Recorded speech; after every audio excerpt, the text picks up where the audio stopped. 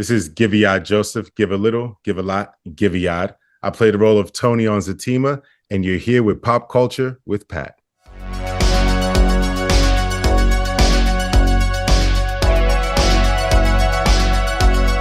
Guys, welcome back to Pop Culture with Pat. So I am so excited to be joined by today's guests. Today we are talking about Zatima Season 3 with Tony himself. Guyviaud Joseph, thank you so much for coming on the show today. Appreciate you for having me, Pat. Thank you. You are very welcome. So, yeah, this is your third season of getting to live and explore this character. What have been just some of your favorite elements of getting to explore him throughout these couple seasons of the show? One of the greatest experiences is in season 3, which we'll see at the second half of this season.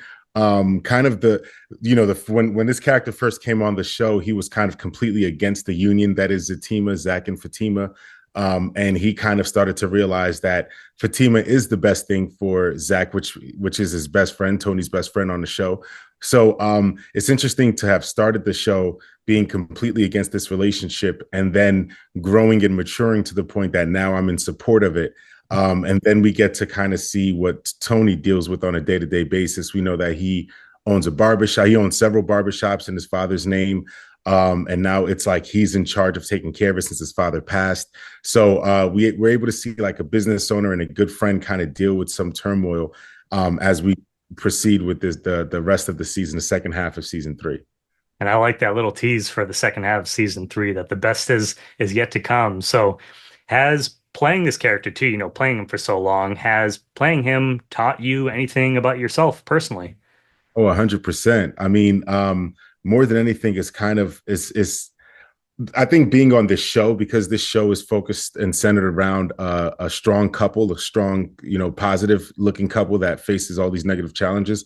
That has helped me in my own personal relationship with my wife, and kind of just, knowing to check in and knowing to kind of be that both our mental health are important for the family that we're trying to create. And I think kind of seeing what the role that Tony plays of being that voice of logic, the voice of reason in the group has kind of helped me also at times to kind of remember to kind of keep my bearings and not just allow my emotions to take over. Because at the end of the day, the emotions can make you make some of the most irrational choices, that we make. So that's been something I've kind of took with me and keep at the, by my hip, close to the vest as much as possible.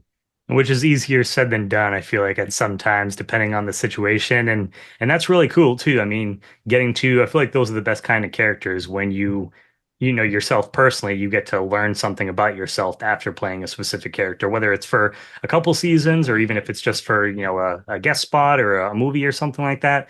I feel like, I correct me if I'm wrong, but I feel like that's the best experience. 100%, 100%. I've been fortunate to play all types of different roles, from police officers to like inmates. And some of the best experiences I had taught me things that I walk with every day. I was on the set, I worked on John Wick 2 with Laurence Fishburne. And even though my character was very much a militant type of character that kind of was a military type. But just the experience of working with Fishburne and getting to know him as a person and understand how our lives play a role with the character. It's like, art creating reality, art is based off reality. Yeah. And it's imitating life. So is art imitating life, or is life imitating art? And sometimes the lines get so blurred, we never really know.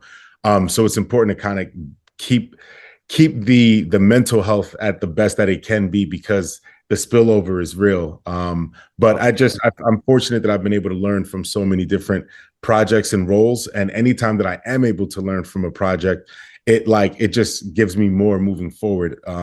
Playing Troy Maxon in Fences when I was in college, I learned a lot about the plight of Black African Americans back, when August Wilson was writing these plays. Understanding who Paul Robeson is helped me know a lot about my history in this country. So there's a lot of different of those elements that I take with me with every role. So Pat, you're 100% on it. Like, it makes a difference. Yeah, I feel every role is a learning experience, and you've gotten to work with some amazing people, over your career, and I'm sure you're going to continue to do so, throughout the rest of your career as well. Now, for season three, and I feel like I might know the answer to this, where you mentioned that you're teasing some of the stuff that's coming up in the second half of season three. But I was curious for you when you first got the scripts for the season, what were some of the things that you saw that you were most excited to look into, but maybe was it all like the kind of the second part of season three or Oh no, I'll say the first half. There's a scene like there's about two fight scenes I want to say in the first half of Zatima. One fight scene takes place at a character Belinda's house where Zach, the Zach of Fatima of Zatima, gets into a fight with my character Tony and Cameron's character Nate, and he's just trying to find his brother, and he's just destroying the place. That was extremely fun. And then we had another scene where Zach finds his brother Jeremiah, and he's just so enraged that he's almost about to kill him. And so that was a scene that we did where Nate, Cameron's character, tries to stop him. He pushes Nate off of him. Connie, played by Leslie, tries to stop him. She throws him off of him, and then my character tries to stop him. He kicks me and throws me, a distance, and then right before he delivers a final blow to his brother, my character runs in and kind of tackles him, and that's what stops him from killing his from possibly killing his brother. But then we later find out that his brother is dead. But that those two moments were extremely exciting because for one, it was like the first fight scene inside the house. It was pretty much the entire ensemble minus one person. which is Um, always fun to have I all you mean, guys yeah, together. have all of us together in a scene is always fun. And then the second one, it was just very rough and raw. And I got a chance to kind of do my own stunts on a few of them, on most of the takes. Because I like doing my own stunts, but they had a dedicated stunt person. I was like, look, please just let me do one so I can Let at me get least in there. show that I did. So yeah. So it was like, of course, man, you got it. So it was great. It was really exciting, those two stunt scenes. And you kind of, I was going to ask as a follow-up just regarding the stunts that if that was something that do you like to do as many as you possibly can? And you said that you did right there. So Yeah. I'm a big fan of. I mean, Tom. I grew up watching Tom Cruise, and I think, of course, there's actors, and it's all with you have to respect that craft. A stunt person, it's a art. It's a work of art. Like to be a good stunt person, you have to really have a high level of skill and training. And I fortunately did train for a bit in that stunt world, and I kind of got my footing, and I understand the basics. So I give the utmost respect to those guys because it's physically demanding, it's physically grueling. Thankfully, the stunts that we did were very minimal. It wasn't like 25, 30 steps where, or even 100, like a Keanu Reeves, John Wick stunt scene will have like over 200 different beats. I So can't it even can imagine. be very intense. Yeah. So thankfully it wasn't that. But I give a lot of respect to those stunt guys. But when I get the chance to, I love to get in there and get dirty and just have a good time. Like that's part of why I started acting, to be able to Makes it play fun. these wild characters. Yeah, and I gotta give a shout out to everyone involved in stunts. I've had a number of different stunt performers on the channel before, just talking to them about what they do. And yeah, like you said, it's an art of itself. Just Mhm. what they, putting their bodies on the line, the amount of preparation that goes into it. And but it's always fun when you guys also get to participate in that world as well. Yeah. I love it. I love it. I'm a physical type of very physical, active person. So being able to show that physicality on screen is just I get elated.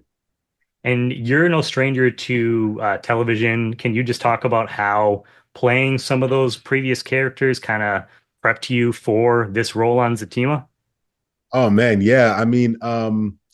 So like, thankfully I've had the chance to be around some great A-list talent. Amari Hardwick on Power, like I mentioned, Laurence Fishburne, or even Keanu Reeves, and seeing how these guys, and even on our set, like seeing Deval Ellis, Crystal Renee Hazlett, see how they carry themselves as the leaders of the set. Like when you're a number one on the call sheet, like you set the tone for that set and amongst the actors and the cast. So seeing how they're able to give so much of themselves in terms of, you know, what you want to rehearse, you need help, making sure everybody's taken care of and is okay. It kind of, it allows me to be a leader in my own right, because when they're busy dealing, you know, the Val or Crystal, they got 70, 80 pages a day to deal with, you know, as the lieutenant or the number, whatever on the call sheet, I'm able to step in and work with some of the other actors that may not necessarily work with them, and at least provide the environment that allows them to be their best, to deliver their best performance, right? So like if the Val isn't there to be able to speak to this guest star for an episode, but I have a scene with them, then it's up to, because the Val set the tone, it's up to me to set the tone for this person and in this scene to kind of give them all the tools so that we could have a great scene, you know?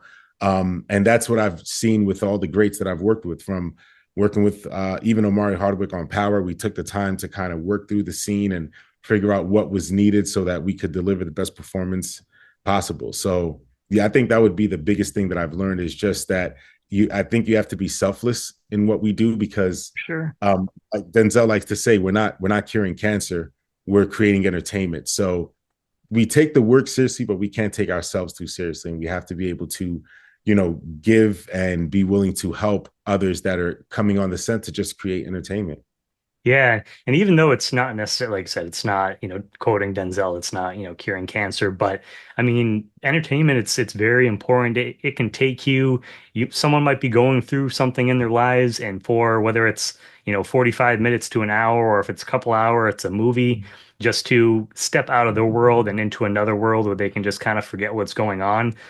That, I mean, I know for me personally, I'm a big, fan of movies and television in general, and I've had those experiences where go into a theater and you just kind of forget what's going on in your life, and that's so so important. So, I mean, thank you guys for what you do as well.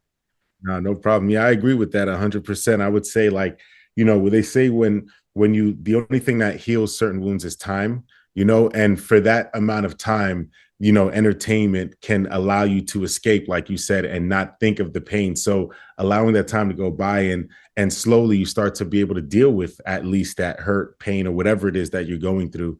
Yeah. And it, you know, so I'm grateful to be able to create and help those that kind of need this. Yep, for sure. And I mean, the list goes on as far as, great collaborators that you've worked with, one of them being Tyler Perry. I mean, the guy needs no introduction, the amount of work and stuff that he's done in the industry. Can you just talk about the chance of getting to collaborate with him and what you've kind of learned from that experience? Yeah, I mean, for one, I'll say I've been a fan of Tyler Perry's work since I was first going to college. I used to watch his plays on VHS, which kind of dates, you know, like Yeah, I know. um, Right there yeah, with even you. on a laptop. So, I mean, I was a fan of his for a long time, and being able to work with him is like seeing a genius at work. He really is able to. He's wearing so many different hats at the same time. He's directing, so he's focusing on shots. He's also making sure that he takes care of his people. While he's doing that, he'll creatively be improving lines that he might shout out to you, to react to. And it's like seeing all these, like the way that he effortlessly puts a hat on, does this, takes it off, and he's doing all these things. And it's just like, how do you have the capacity to deal with all these different moving factors and still kind of keep the time, the time requirement of getting this done within a certain amount, because a lot of people would need time to process, and you got to figure out and give me a second, and it's A like, no, lot. it's just boom, boom, boom, boom, boom, back to back to back. So for one, just seeing that kind of opened my eyes to what it takes to get to that level. I think it's important that people see what it is that they would love to, become, because then it allows us to see what is necessary. A document, anybody that wants to be a great basketball player, they look up Kobe and they see, okay, he put in 10,000 hours and he practiced, that, like, understanding the level of work it takes to get to that point makes it more tangible in breaking down what the strategy or what the process needs to be. And just the fact that he's at such a high level and he has an eye for talent, it kind of is reassuring. It lets you know, like, okay, so I have some, it's kind of a confirmation, like I'm on the right path. I just have to keep going and I'll get to that point. But there's so many things I can say about Mr. Perry that Oh, I'm I mean, sure. he's employed so many people of our culture, because if he doesn't, who else would? He's created a table, like he likes to say, instead of waiting and sitting at someone else's table. So that's kind of empowered us, which is one of the reasons why I've produced a feature film that I just wrapped last week. Oh, He kind of congratulations. encourages and empowers us to create our own and not just wait around. Thank you for that. My fault. I was just in Oh a lap. no, no worries at all. Yeah, no, I finished. Figured I'd let you finish, but yeah, I mean that's super exciting. So, and was that something prior to working with Mr. Perry? Was that something that was even on your mind, or did that kind of come from working with him over these past, several years? So I've worked behind the camera. I learned early on in my career that there may not always be a role for me in front of the camera as an actor, if the project takes place in Ireland or, wherever, or Mexico, but there'll always be a role for me behind the camera. Yeah. So whether that's a production assistant, first AD, second AD, key PA, first aid, whatever the role is, I basically worked behind the camera on in almost every role that there is, but in Wow. G&E, and lighting, and sound. So, and what happened was, a long time ago, I realized that if I was, I'd rather be on a set than working an hourly job. And, I'd rather get paid while I'm on set and able to learn. So as I started my acting career, I also started working behind the camera, did PA work, moved up the rankings to the point that I became like a first AD on certain commercial sets and certain types of projects, reality stuff. And so I've always worked behind the camera. I produced a short film that screened at Cannes in 2017. It also, that same film screened at Martha's Vineyard, was nominated at Martha's Vineyard. I did a short that won. I've done a bunch of shorts that have won different festivals and different myriads and things like that. But now this opportunity gave me a sense of seeing it done on a high level of efficiency, because Tyler Perry's shooting an entire season in 2 weeks. So it allowed me to see how to be efficient and how to, cut down on how to trim the fat of wasting time on set. And it also allowed me to financially be able to executive produce this project on that level, because, now as a series regular, it's a little different versus, the one-offs of a guest star here or a guest star there or something like Yeah. that.